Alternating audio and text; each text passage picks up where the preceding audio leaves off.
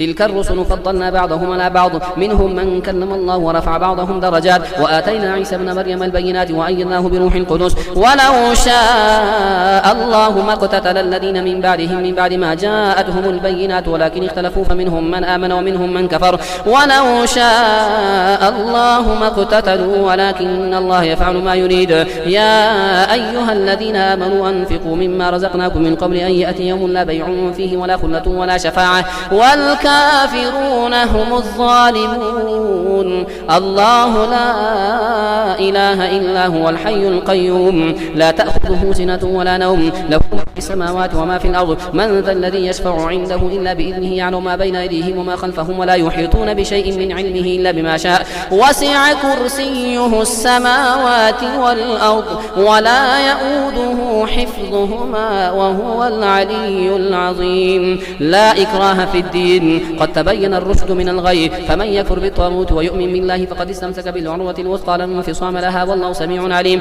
الله ولي الذين آمنوا يخرجهم من الظلمات إلى النور والذين كفروا أولياؤهم الطاغوت يخرجونهم من النور إلى الظلمات أولئك أصحاب النار هم فيها خالدون ألم تر إلى الذي حاج إبراهيم في ربه أن آتاه الله الملك إذ قال إبراهيم ربي الذي يحيي ويميت قال أنا أحيي وأميت قال إبراهيم فإن الله يأتي بالشمس من المشرق فأت بها من المغرب فبهت الذي كفر والله لا يهدي القوم الظالمين أو كالذي مر على قرية وهي خاوية على عروشها قال أن يحيي هذه الله بعد موتها فأماته الله 100 عام ثم بعثه قال كم لبثت قال لبثت يوما وبعض يوم قال بل لبثت 100 عام فانظر إلى طعامك وشرابك لم يتسنه وانظر إلى حمارك ولنجعلك آية للناس وانظر إلى العظام كيف ننشدها ثم نكسوها لحما فلما تبين له قال أعلم أن الله على كل شيء قدير وإذ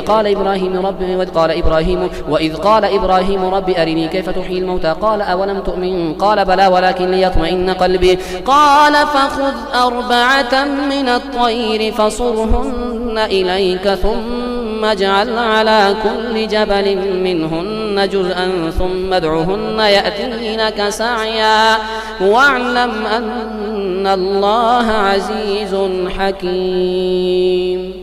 مثل الذين ينفقون أموالهم في سبيل الله كمثل حبة أنبتت 7 سنابل في كل سنبلة 100 حبة والله يضاعف لمن يشاء والله واسع عليم الذين ينفقون أموالهم في سبيل الله ثم لا يتبعون ما أنفقوا منا ولا أذى لهم أجرهم عند ربهم ولا خوف عليهم ولا هم يحزنون قول معروف مغفرة خير من صدقة يتبعها أذى والله غني حليم يا أيها الذين آمنوا لا تبطلوا صدقاتكم بالمن والأذى كالذي ينفق ماله رئاء الناس ولا يؤمن بالله واليوم الآخر فمثله كمثل صفوان عليه تراب فأصابه وابل فتركه صلدا لا يقدرون على شيء مما كسبوا والله لا يهدي القوم الكافرين ومثل الذين ينفقون أموالهم ابتغاء مرضات الله وتثبيتا من أنفسهم كمثل جنة بربوة أصابها وابل فآتت أكلها ضعفين فإن لم يصبها وابل فطل والله بما تعملون بصير أيود أحدكم أن تكون له جنة من نخيل وعناب تجري من تحتها الأنهار له فيها من كل الثمرات وأصابه الكبر وله ذرية ضعفاء فأصابها إعصار فيه نار فاحترقت كذلك يبين الله لكم الآيات لعلكم تتفكرون يا أيها الذين آمنوا أنفقوا من طيبات ما كسبتم ومما أخرجنا لكم من الأرض ولا تيمموا الخبيث منه تنفقون ولستم بآخذيه إلا أن تغمضوا فيه واعلموا أن الله غني حميد الشيطان يعدكم الفقر ويأمركم بالفحشاء والله يعدكم مغفرة منه وفضلا والله واسع عليم يؤتي الحكمة من يشاء ومن يؤت الحكمة فقد أوتي خيرا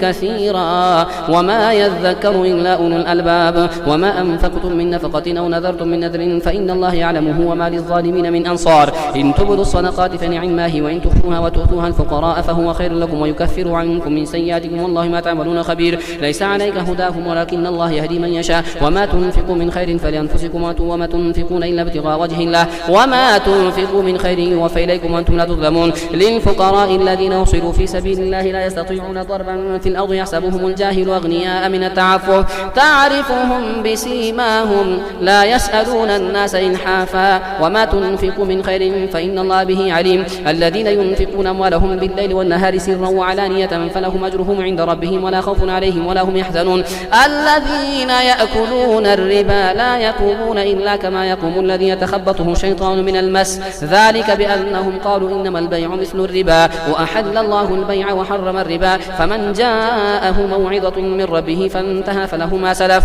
وأمره إلى الله ومن عاد فأولئك أصحاب النار هم فيها خالدون. يمحق الله الربا ويربي الصدقات والله لا يحب كل كفار أثيم. إن الذين آمنوا وعملوا الصالحات وقاموا الصلاة وآتوا الزكاة لهم أجرهم عند ربهم ولا خوف عليهم ولا هم يحزنون. يا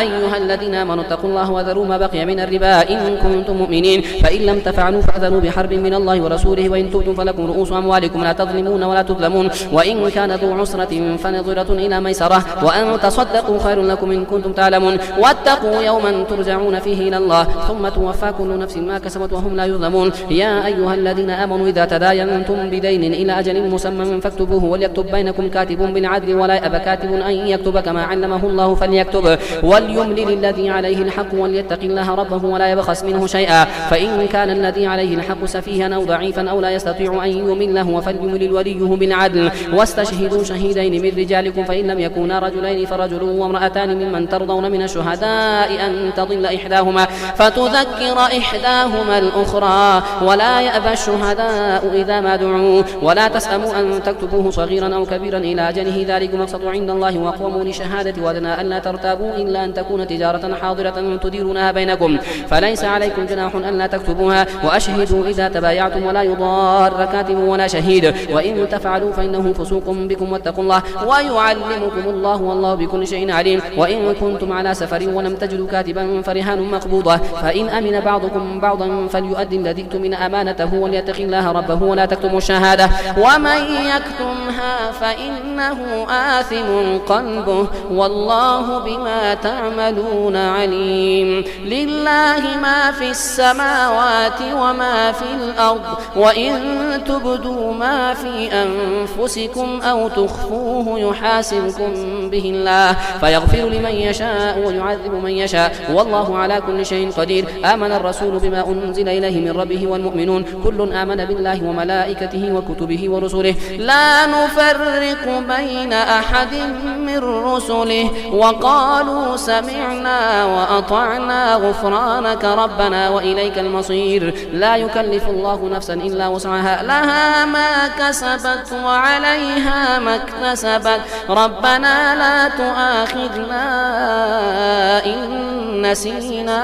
أو أخطأنا ربنا ولا تحمل علينا إصرا كما حملته على الذين من قبلنا ربنا ولا تحملنا ما لا طاقة لنا به واعف عنا واغفر لنا وارحمنا أنت مولانا فانصرنا على القوم الكافرين. ألف لام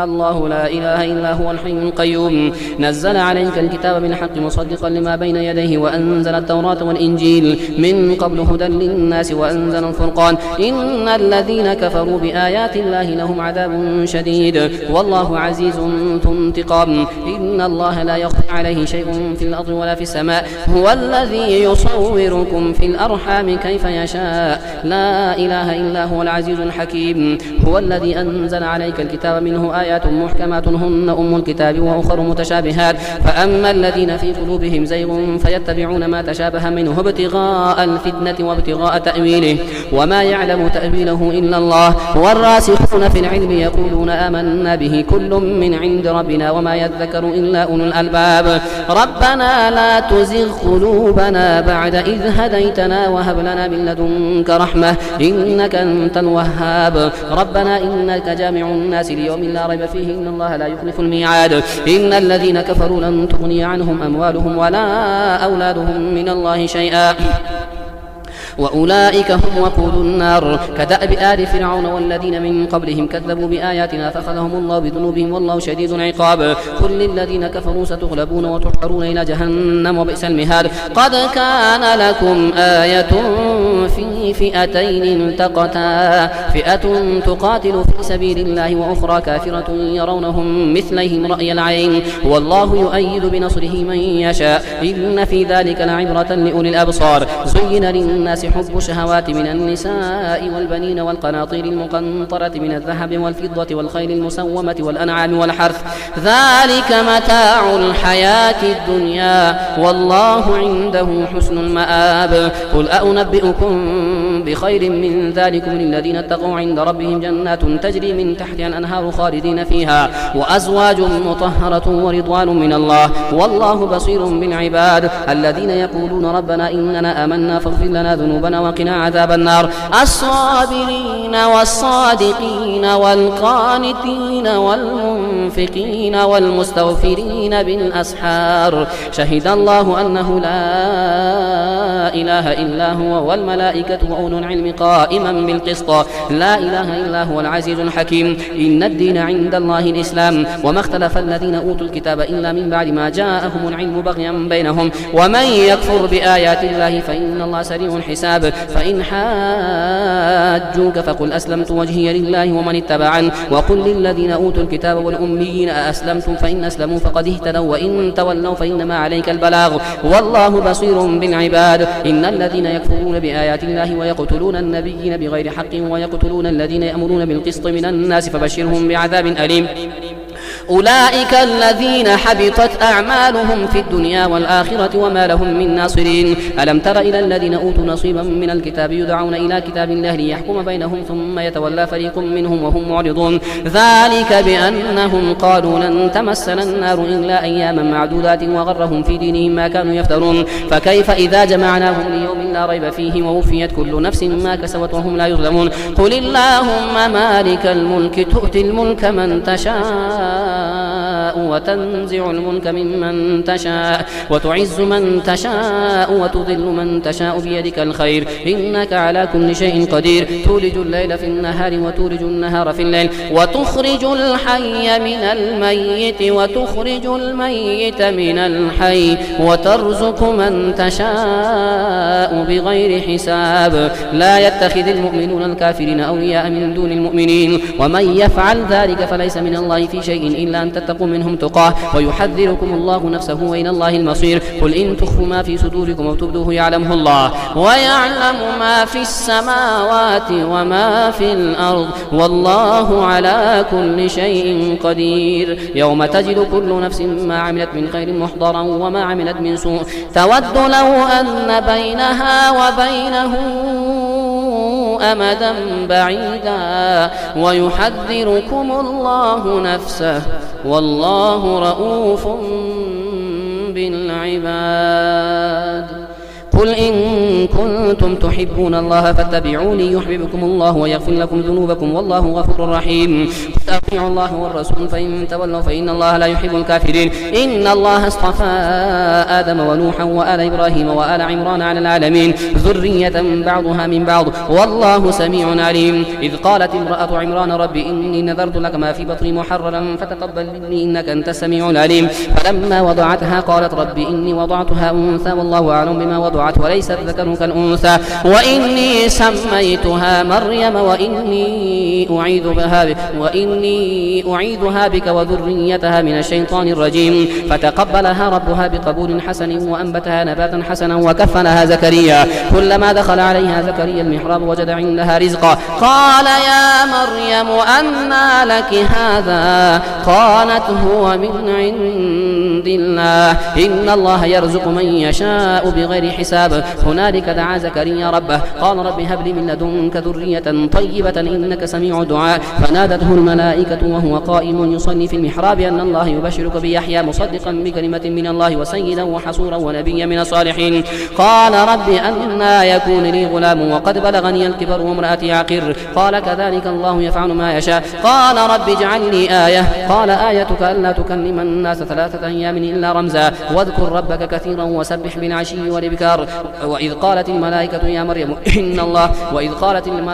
مريم إن الله اصطفاك وطهرك واصطفاك على نساء العالمين. يا مريم اقنتي لربك واسجدي واركعي مع الراكعين. ذلك من أنباء الغيب نوحيه إليك وما كنت لديهم إذ يلقون أقلامهم أيهم يكفر مريم وما كنت لديهم إذ يختصمون. إذ قالت الملائكة يا مريم إن الله يبشرك بكلمة منه اسمه المسيح عيسى بن مريم وجيها في الدنيا والآخرة ومن المقربين ويكلم الناس في المهد وكهلا من الصالحين. قالت رب أنى يكون لي ولد ولم يمسسني بشر. قال كذلك الله يخلق ما يشاء إذا قضى أمرا فإنما يقول له كن فيكون. ويعلمه الكتاب والحكمة والتوراة والإنجيل ورسولا إلى بني إسرائيل أني قد جئتكم بآية من ربكم أن يخلق لكم من الطين كهيئة الطير فينفخ فيه فيكون طيرا بإذن الله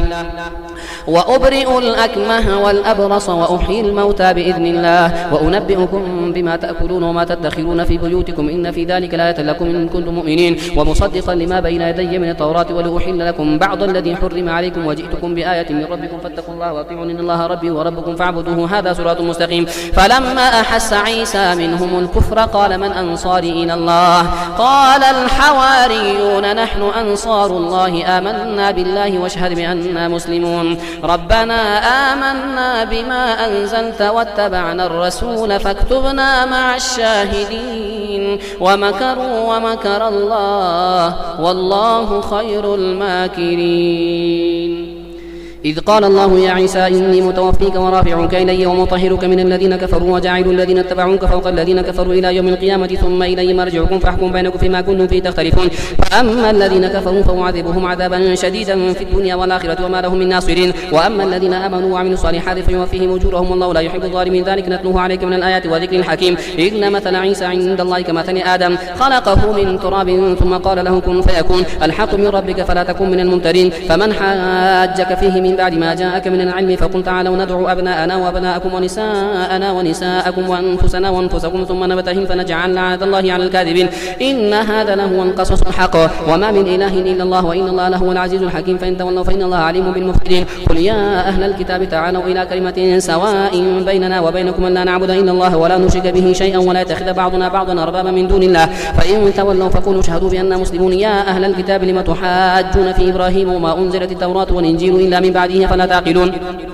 ها أنتم هؤلاء حاججتم فيما لكم به علم فلم تحاجون فيما ليس لكم به علم والله يعلم وأنتم لا تعلمون. ما كان إبراهيم يهوديا ولا نصرانيا ولكن كان حنيفا مسلما وما كان من المشركين. إن أولى الناس بإبراهيم للذين اتبعوه هذا النبي والذين آمنوا والله ولي المؤمنين. ودت طائفة من أهل الكتاب لو يضلونكم وما يضلون إلا أنفسهم وما يشعرون. يا أهل الكتاب لم تكفرون بآيات الله وأنتم تشهدون. يا أهل الكتاب لم تلبسون الحق بالباطل وتكتمون الحق وأنتم تعلمون. وقالت طائفة من أهل الكتاب آمنوا بالذي أنزل على الذين آمنوا وجه النهار واكفروا آخره لعلهم يرجعون. ولا تؤمنوا إلا لمن تبع دينكم. قل إن الهدى هدى الله أن يؤتى أحد مثل ما أوتيتم أو يحاجكم عند ربكم. قل إن الفضل بيد الله يؤتيه من يشاء والله واسع عليم. يختص برحمته من يشاء والله ذو الفضل العظيم. ومن أهل الكتاب من إن تأمنه بقنطار يؤديه إليك ومنهم من إن تأمنه بدينار لا يؤديه إليك إلا ما دمت عليه قائما. ذلك بأنهم قالوا ليس علينا في الأميين سبيل ويقولون على الله الكذب وهم يعلمون. بلى من أوفى بعهده واتقى فإن الله يحب المتقين.